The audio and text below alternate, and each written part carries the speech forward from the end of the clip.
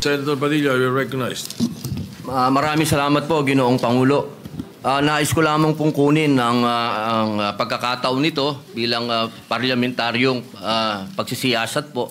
Sana ganap po dito sapagkat, Ginoong Pangulo, ako po'y naguguluhan. Sapagkat dito pong nakaraang Huwebes, meron pong naglabas na isang journalist ito, isang istasyon, na sinasabi na ako daw po ay nagngat-ngat dito sa loob ng Senado. Ito po ay ano po yung middle finger po. Habang tayo daw po ay nagsasagawa ng lupang hinirang, nagpa-flag ceremony, ako daw po ay nagngat-ngat. At ito po ay naging malaking issue. Ako po ay nagtataka, Ginoong Tagapangulo, sapagkat noong pong dati na binigyan ako ng issue na isang chismis, naglabas po kaagad ng ating Sergeant of Arms ng report at binigay niya po kaagad sa media. Ito po, wala pong kahit na sino ang nagpapaliwanag na hindi ko po ginawa. Ang tanong ko po, meron po ba tayong tinititigan sa tinitingnan dito? Kasi napakabigat po ng akusasyon na ito sa harapan po ng ating bandila. Ako po'y magngangat-ngat. At gusto ko pong ipaalam sa ating mga kasama, kung politika lang, handa po ako mag-resign. Pero pagka-religion ko po ang pinag-usapan, kahit sino sa inyo, kung ano gusto nyo, wala pong problema. Pero wag pong religion ko. Hinihingi ko po, wag pong religion ko, mahal na tagapangulo. Dahil ito po'y malaking kabastusan sa amin. Ito po, ang sinisip na ko po, ito po'y nag-iisang Diyos. Dito po nakasalalay ang aming pananampalataya. Handa po kaming magpakamatay para dito. Sana po wag pong gamitin ito para siraan ako. Dahil sinasabi ko po, mahal na tagapangulo, kung gusto niyo ako mag-resign, ngayon na, kung gusto ninyo. Wag niyo akong siraan. Yun lamang po. Maraming salamat po. Tama po kayo. Pero ngunit ang inyo pong lingkod bilang Pangulo, nung nakita ko po yan, ang sinabi ko sa kanila, tignan muna nila yung mga litrato sapagkat nagpakita ng ibang litrato na kayo ay ang pintuturo ang nakataas at may eksplanasyon na ito ay isang religious practice kapag kayo ay nagsasampalataya sa bandila. Baka lang hindi nakarating sa inyo yung explanation na sinabi ko. Kaya ipagpatawad nyo na kung ang Sergeant at Arms so ang mga journalist natin ay hindi nila napansin yan. Ngunit ako mismo, nung tinanong nila, sinabi ko na tingnan nila. Merong mga pinakitang litrato ninyo sa kabilang side na malinaw na hintuturo ang inyong pinapakita. Kaya patawarin nyo na silang ng mga nagkamali at medyo natanga ang pananaw. Opo, mainam po sana maglabas din po ng formal na investigasyon at formal na pahayag ang Senado patungkol po dito. Kasi, Ginoong Pangulo, yung lumabas pong mga, meron pang parang dinoktor pa Meron pong, malabo yung isang litrato Meron pong nilabas sa apology ang Rappler sa inyo. Opo. Na ito ay mali ang pagkakasabi nila na kayo ay merong ginawang tawag niyo po, ingat-ngat. Opo. Alam niyo po, Ginoong Pangulo. Humingi ng tawad sa inyo. Ayan Opo, pero napakainam po kung manggagaling po sa Senado sapagkat marami naman pong kamera dito ang magsasabi na hindi ko po ginawa yan. Hindi ko po magagawa yan. Tama. Napakalaking pambabastos po niyan. Hindi ko po magagawa, Ginoong Pangulo. Ako na mismo bilang bilang Senate President o tagapangulo ninyo, ako na nagsasabi na hindi ninyo ginawa yan. At tama yung mag-apologize sila sapagkat mali ang pinakita nila. Patawarin nyo na sila. Meron pang isa, merong naglabas din ng isang fake news na meron daw kumakanta rito ng Bayang Magiliw na pababoy. Papayagan ba natin mangyari dito yun? Hindi po totoo yun. Hindi nangyayari yun. Nandito kami at wala tayong nakitang nagkumanta ng Bayang Magiliw dito o ng lupang hinirang dito na mali. Kaya dapat nag-iingat ang ating mga netizens na ibang napakahusay ng mga netizens natin kung tutuusin Pero may mga ilan nakakasingit talaga ng mga fake news na ganyan. Siguro masyado lang kayong popular kaya kayo pinag-initan. Maraming salamat po, Ginoong Pangulo. Wala po nga naman. Yes, Senator De La Rosa. Before we recognize Senator Bato de la Rosa, if he gives me the chance to help our distinguished colleague, Senator Robin Hood Padilla, kung gusto niya po, siya naman po ang chairman ng Committee on Public Information. We can refer his manifestation to his committee and he can look deeper into it kung okay sa kanya. Opo, kung yun po ang mamarapatin at pinakamaganda, opo. Maraming salamat po, opo, Pinuno Mayor Yang. All right, so At any least- objections? Yes, kasi Mr. President, he can also invite PRIB because the PRIB of the Senate, pag may mga ganyan, pag lumabas ka agad, pwedeng i-counter ng PRIB. Hindi na maghihintay po si Senator Robin Hood Padilla na i-stop pa niya magka-counter. Pwede nang i-counter agad kasi mayroon ng mga record ang PRIB, Your Honor. So, if it's okay with the good chairman of the Committee on Public Information, then I so move, Mr. Chairman, that we refer his speech to his committee. All right, any objection? Chair hears none. The speech or the manifestation of the senator from Mindanao be referred to the Committee on Public Information and Mass Media. Senator De La Rosa is recognized. Thank you, Mr. President. Mr. President, since nabanggit mo na rin na yung pagpangalaga sa lahat ng miyembro ng Senado ay isang tungkulin ng Senate President. I just would like to bring to the attention of the Senate President. I came across with the news. Now, when the Senate President was asked by a certain Christian Esguerra regarding the minority taking up the question about the custody of Bryce Hernandez. Ito po ang sagot ng ating Senate President, which I find it very, very, very sad because being the Senate President, we hope that you are going to take care of not only the majority, because you are not the majority leader, you are the Senate President, and we hope that the majority and the minority will be taken care of by the leadership of the Senate. And if I quote your answer, Mr. President, gimmick yan ng minority. Hindi ba nila naiisip na baka si Martin Romualdez ang tuta ko?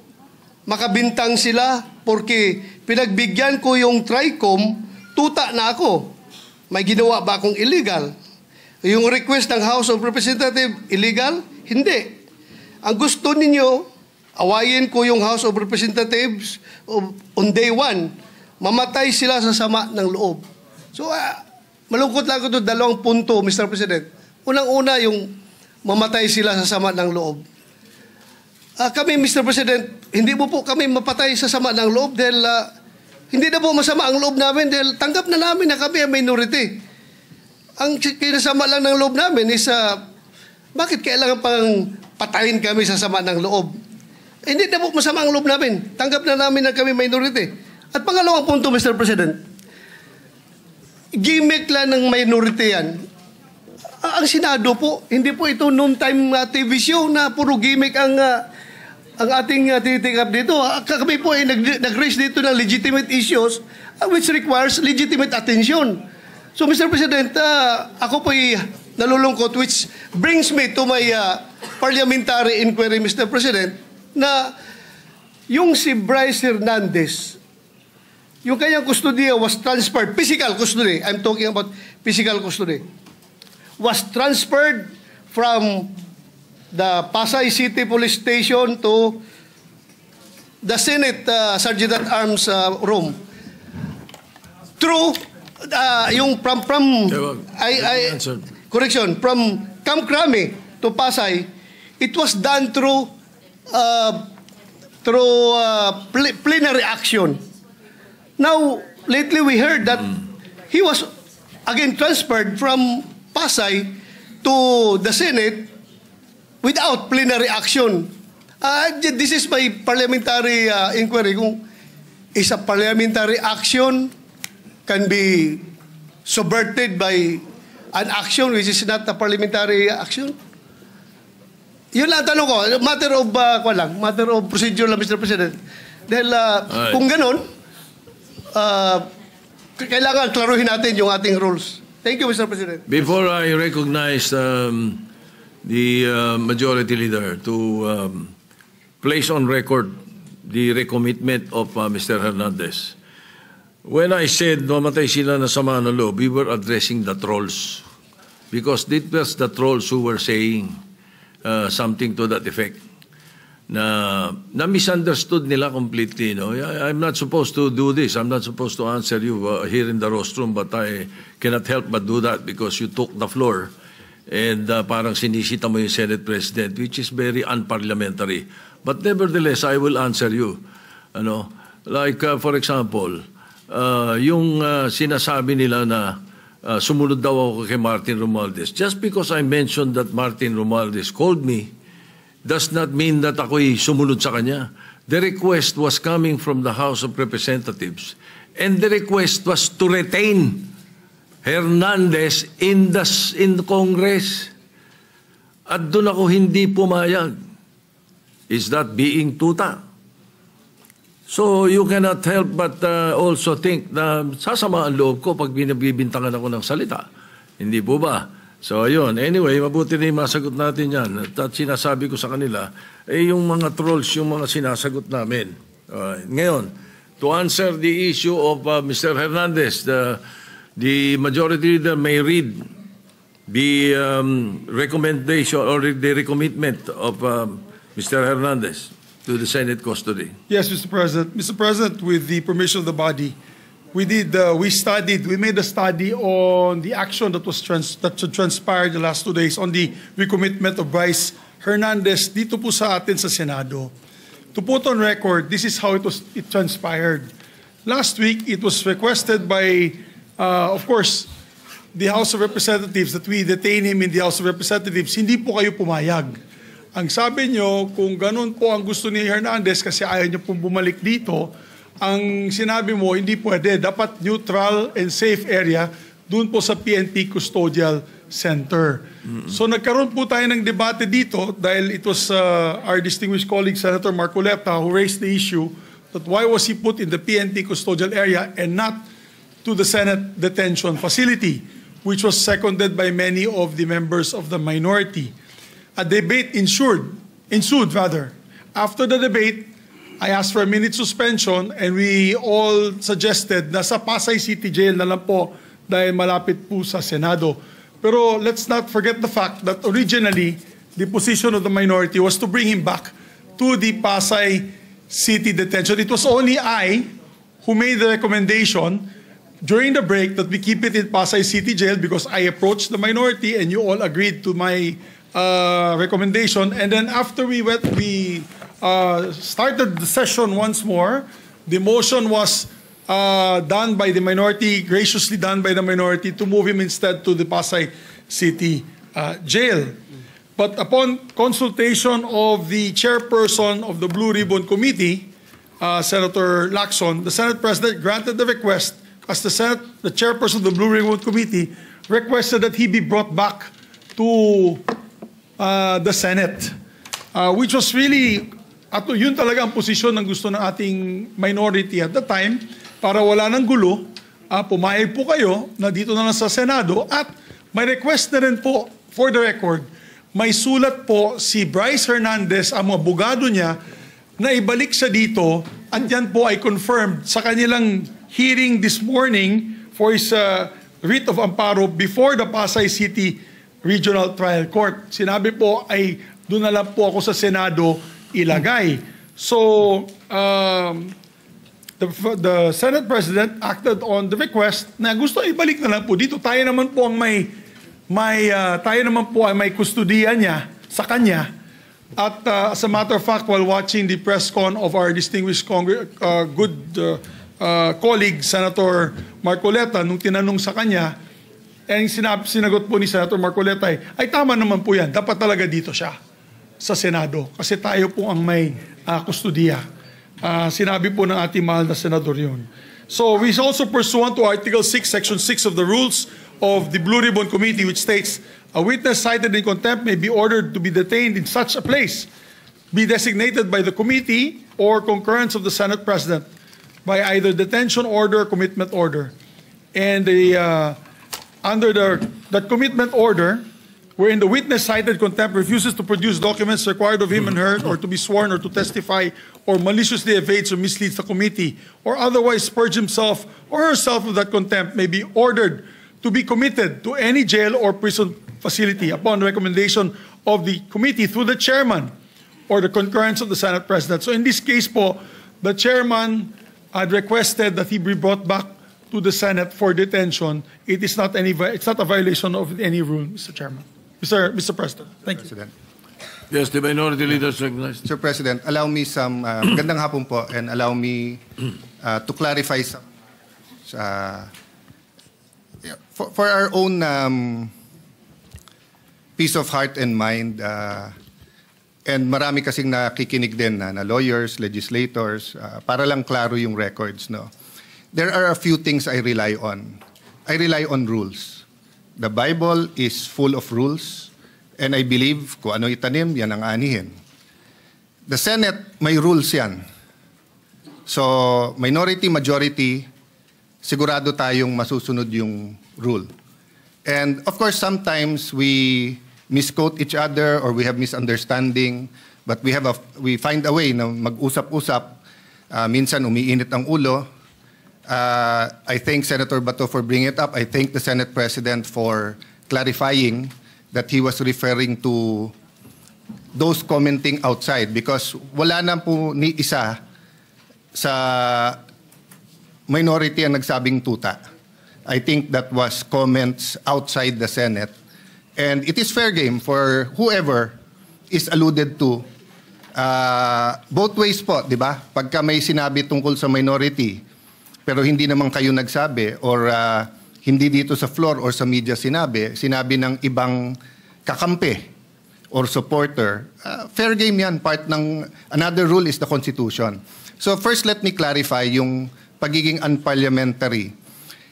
You cannot argue with the presiding officer. That is what, thank you very much. That is what is unparliamentary. You cannot argue with the presiding officer. Klaro yon, we all agree on that. But you can ask a question sa Senate President. Then the Senate President has an option to answer it himself or to pass it to the majority leader or whoever is in charge. But in this case, last week, because it was a decision by Senator Soto, our Senate President, hindi lang ng majority, our Senate President, you chose to answer it from there, which is your privilege. So we didn't mean to argue with you. But the procedure would be to either ask someone else to explain it or for the Senate President to go down at dito po mag-argue so that we do not argue with the Senate President. So if there was any form of disrespect, Mr. Senate President, we did not mean that. Pasensya na rin po kayo. But in the same manner, we have to argue our point of view and rules. Kasi dito, ang daming congressman na nabanggit and wala tayong sinasanto dito. So kung may senador na babanggit, so be it. We have to get to the bottom of all of this. We need a national reset. Dapat lumabas lahat ng katotohanan. Nung sinabi kong we all have to repent, totoo yun. We are all sinners, but that doesn't mean na yung most guilty, yung mga guilty, lahat ng involved dito ay hindi dapat ma-expose at dapat parusahan. Ang problema nga, may gumugulo. At kung ikaw ang mastermind, guguluhin mo to. So ang problema namin, Mr. President, is that, and I think the Senator Marcoleta, the former chairman, will bring it up, no? Wala pa tayo dun sa state witness, Nandun pa lang tayo sa protection of the witness, sa mga diskayas. Pero lumipat po tayo dito sa Assistant DE. Nagulat po kami kasi nga, hindi binalik sa Senado when he was still chairman. And Majority Leader, just to be concise, I'll read the rule. Sabi dito sa rule sa page 6 of 7, section 6, subparagraph C, a witness cited in contempt may be ordered detained in such a place that may be designated by the committee alone. May word po na alone. Or with the concurrence of the Senate President. And in our discussion, the new chairman admitted that he was not consulted. It was the Senate President. But I myself, I said, siguro pag nasa ganun sitwasyon, kailangan umakto kagad. I mean, the record, Mr. President, will bear me out, di ba? Na sinabi ko naman, di ba, na ayaw nyo magkaroon ng constitutional crisis, nagsalita yung House, nagsalita yung Senate. Ang problema nga po, hindi naman po simpleng request to ng Speaker of the House eh. Yung mismong witness, siya nasusunod eh. Sinabi niya dun sa House eh, wag nyo na ako ibalik sa Senate, hindi siya binalik. So yes, initially, the issue was not where. The issue is not where to detain him. The issue is who has authority and ano ang rules natin. Ang rules natin yung committee. Ang committee hindi lang yung chairman.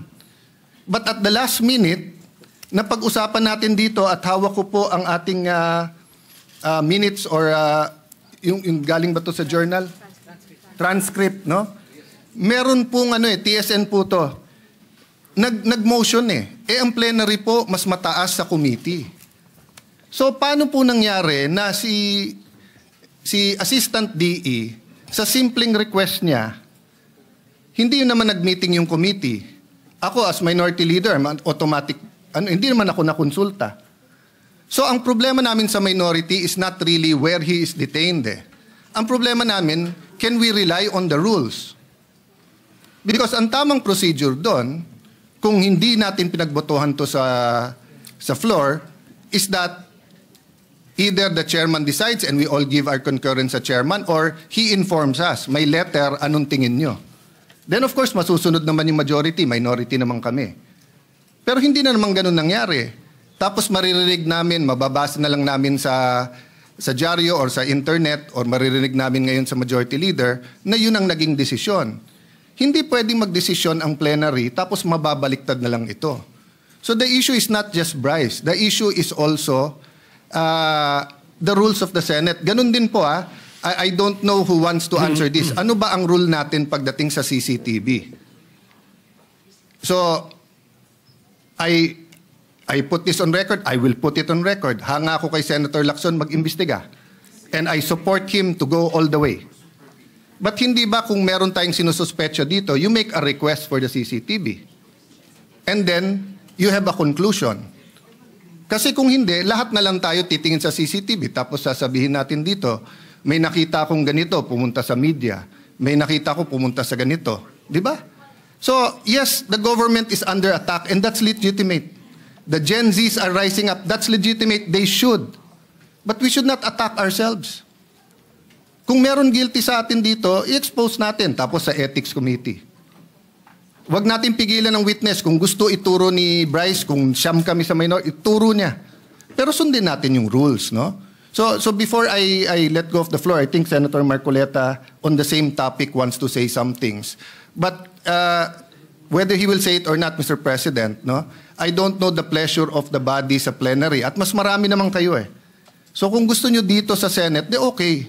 And I think Senator Estrada also found out that both in the PNP custodial and in the Pasay City, walang taga-usaha. Tama ba yun? Sa custodial, hindi totoo na it was under the custody of USAA kasi walang taga-USAA ang nandun. So we do not know what transpired during that time. Kasi pagka under contempt, hindi punishment yun eh. Binibigyan mo ng oras yung witness pag isip-isipan kung magsasabi ng totoo hindi. But if we allow people to come in and talk to him, hindi mo na alam kung sino nag-guide sa witness na yon. Ang pwede lang yung abogado niya, maybe his family. Diba? So I think this is legitimate without pointing fingers to anyone. I don't know what the Discayas will say.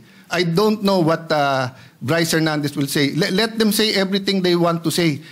As Senator Ping naman said, may resibo. Pero katulad kay Joel Villanueva, peke yung resibo, ghost yung resibo eh. Hindi pala screenshot yun eh. Pinicturan pala ang cellphone. Ang screenshot, cellphone, sinave mo yung screen. Eto, cellphone, kinunan. O, sabihin mo na, sige, let's not on technicalities. Tapos tignan mo yung laman. Yung laman, member daw siya ng CA, hindi siya member ng CA doon. At tapos na. Kay Senator Jinggoy, naka-Amerikana. Minsan lang nga lang mag-Amerikana yung tao eh. Nung birthday niya.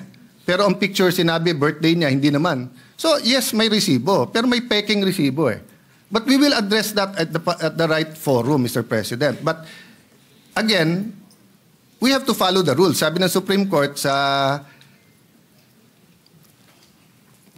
case ni Vice President Sara sa tamang paraan, sa tamang panahon.